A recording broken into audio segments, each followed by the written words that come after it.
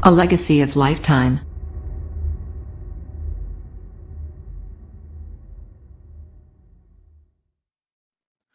जय श्री राम दोस्तों, कैसे हैं आप सब। आशा करता हूं कि आप सब बहुत ही स्वस्थ होंगे, प्रसन्न होंगे, मस्त होंगे। और आप सबको इस बार पुनः 2020 में धनतेरस, दीपावली, नरक चतुर्दशी और भाई दूज त्योहारों की हार्दिक शुभकामनाएं। आज का विषय हमारा इसी मुद्दे पे है कि हम धनतेरस और दीपावली की प्रासंगिकता पे और कुछ मूलभूत बातों पे हम ध्यान दें।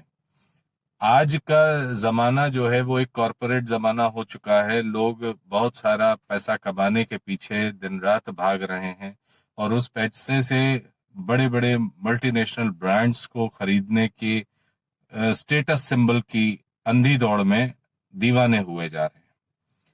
उसमें कहीं ना कहीं हमारी मूल बातें छूट जाती हैं कि हम ये त्योहार, ये पर्व मनाते क्यों हैं, या इनको मनाने की प्रक्रिया क्या है, या वो छोटी छोटी बातें जिन पे ध्यान अगर हम देंगे तो हमारी आने वाली पीढ़ी भी उस बात को, जानकारी को अपने साथ, अपने अगली पीढ़ी के लिए अंगीकार करते हुए ले जा पाएगी। तो आइए आज जानते हैं कि हम धनतेरस क्यों मनाते हैं। धनतेरस मूलतः कार्तिक माह की त्रयोदशी को, त्रयोदशी यानी 13th डे को पड़ता है कृष्ण पक्ष की। अच्छा, यहाँ पे एक बहुत गौर करने वाली बात यह है कि हिंदू कैलेंडर में जो माह है वो माह 15 दिन बढ़ते हुए चंद्रमा की तरफ द्योतक है, और दूसरा जो है वो घटते हुए चंद्रमा का द्योतक है, यानी हर फोर्टनाइट का एक रीजन है। तो उसको हम कहते हैं शुक्ल पक्ष और कृष्ण पक्ष। ठीक, तो कृष्ण पक्ष की त्रयोदशी को हम धनतेरस मनाते हैं। मान्यता है कि समुद्र मंथन के दौरान जो 14 विषम रत्न उत्पन्न हुए थे, उसी में आज त्रयोदशी के दिन धन्वंतरी जी स्वर्ण कलश लेकर के प्रकट हुए थे, जिसमें अमृत भरा हुआ था, और उन्होंने सभी को उसका जो है रसपान कराया, जिससे लोग अमर होते चले गए, देवता अमर होते चले गए। तो धन के देवता न मान करके यहाँ पे धन्वंतरी जी की हम बात करें तो वो आपके स्वास्थ्य को ध्यान में रखते हुए आगे बढ़ने का काम करते हैं, आपको स्वास्थ्य लाभ देने का काम करते हैं। जब आप स्वस्थ होंगे, संपन्न अपने आप हो जाएंगे, क्योंकि अच्छा स्वास्थ्य ही संपन्नता की प्रथम कुंजी है। ठीक, तो धन्वंतरी जी को हम सब याद करें। अब इसकी मान्यता चली आ रही है, तो चूंकि वो स्वर्ण कलश लेकर के प्रकट हुए थे, तो लोगों ने बर्तन खरीदने की भी शुरुआत कर दी।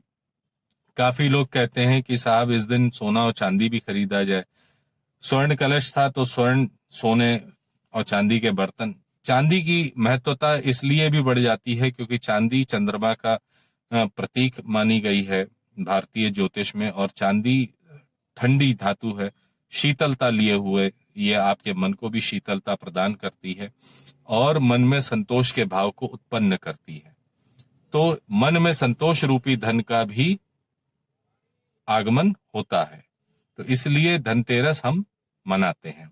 धनतेरस के दिन घर के चारों कोनों में, आंगन में दीपक प्रज्वलित करने की भी प्रथा है।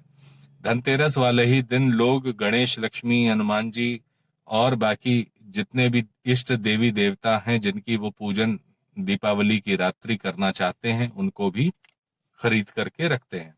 अब यहाँ पुनः एक बात आती है कि गणपति जी जो विघ्नहर्ता हैं, उनकी मूर्ति खरीदते समय हम कौन सी बातों को ध्यान रखें। मूर्ति खरीदते समय सबसे पहले व्यक्ति जब भी किसी दुकान पे जाता है, दुकान छोटी हो या बड़ी हो, तो उसके रंग पे हमारा ध्यान सबसे पहले जाता है। और रंग जीवन में प्रकृति के एक ऐसे स्वरूप को दर्शाते हैं कि अगर रंगों से रंग विहीन ये सृष्टि हो तो वो पूरी तरह नीरस हो जाए। तो हर रंग का मानव प्रकृति पे कोई ना कोई असर पड़ता है। तो गणपति जी हम किन रंगों में लें तो ज्यादा अच्छा होगा। वैसे तो वो विघ्नहर्ता हैं, हर रूप में अपने भक्तों का भला करने वाले हैं, लेकिन फिर भी जैसा कहा गया है कि सफेद रंग के यदि गणपति जी को आपने अपने घर में स्थापित किया तो वो शीतलता लिए हुए, सौम्य और आपको शांति प्रदान करने वाले गणपति जी का स्वरूप आप अपने घर में रखते हैं।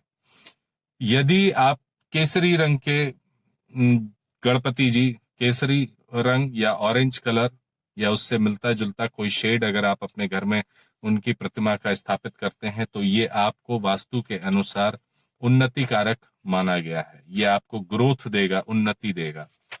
इसी तरह से उनके गणपति जी के उस मूर्ति में क्या मुद्रा है, पोस्चर क्या है, उस पर भी ध्यान देने की बात होती है। कहते हैं यदि वो सबसे उत्तम है कि यदि गणपति महाराज बैठे हुए हों, बैठे हुए गणपति जो है उनके एक हाथ में मोदक, उनका प्रिय मिष्ठान, और वर मुद्रा यदि उनकी है तो सबसे उत्तम है, अति उत्तम है। और ललित आसन में बैठे हुए गणपति जी महाराज बिल्कुल स्थिर चित्त होकर के बैठते हैं और वो आपको बहुत ही उन्नति प्रदान करते हैं। हर प्रकार के धन धान्य, हर प्रकार की विघ्न बाधा को आपसे दूर करते हैं। और यदि कोई प्रतिमा ऐसी मिलती है जिसमें विलासिता की रूप में आपको गणपति जी अधलेटी अवस्था में दिखाई देते हैं तो वो आपके जीवन में धन धान्य और विलासिता का प्रचुर मात्रा में वरदान देते हैं। अब सबसे अहम बात आती है गणेश जी की सूंड। सूंड किस तरफ हो? नेचुरली या कुदरती तौर पे देखा गया है कि सूंड यदि बाईं तरफ है तो वो सबसे अति उत्तम है। दाहिनी तरफ की सूंड थोड़ी ऐठी हुई सूंड मानी जाती है और उसमें गणेश जी थोड़ा सा ऐठे हुए स्वभाव के साथ में आप स्थापित करते हैं। वो गृहस्थ जीवन में पति पत्नी या जब आप गृहस्थी में अपने होते हैं तो रूठे हुए या ऐठे हुए भगवान को मनाने के लिए आपको ज्यादा पूजा पाठ या ज्यादा नियम संयम रखने पड़ते हैं। मूलतः उतना हो नहीं पाता, तो इसलिए कोशिश करें कि यदि उनकी सूंड बाईं तरफ हो तो ज्यादा अच्छा है, ताकि वो प्रसन्न मुद्रा में आपके पास विराजमान हो और आप उनके ऊपर अपनी पूजा और भक्ति का प्रभाव डाल सकें, ताकि वो आपसे सर्वदा प्रसन्न रहे।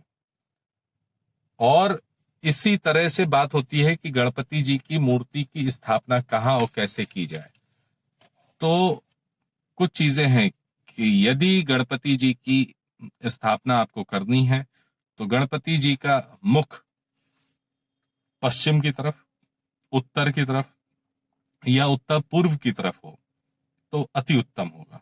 इसमें भी सबसे उत्तम होता है कि यदि गणपति जी का मुख, इस समय ध्यान दीजिए, मैं पूजा करने वाले के मुख की बात नहीं कर रहा, मैं गणपति जी के मुख की बात कर रहा हूं, उनका मुख यदि उत्तर दिशा की तरफ है तो अति उत्तम है। अब ऐसा क्यों मैं कह रहा हूं? उत्तर दिशा में है कैलाश, और कैलाश उनके पिता का स्थान है, भगवान भोलेनाथ का स्थान है।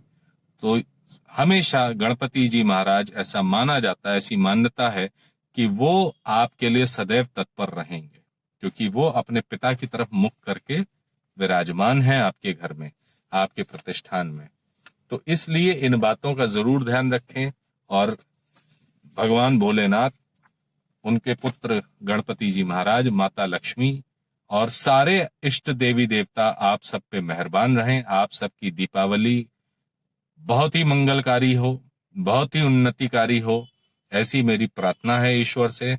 आप सबके उन्नति प्रार्थना करते हुए मैं आपसे विदा लेता हूं।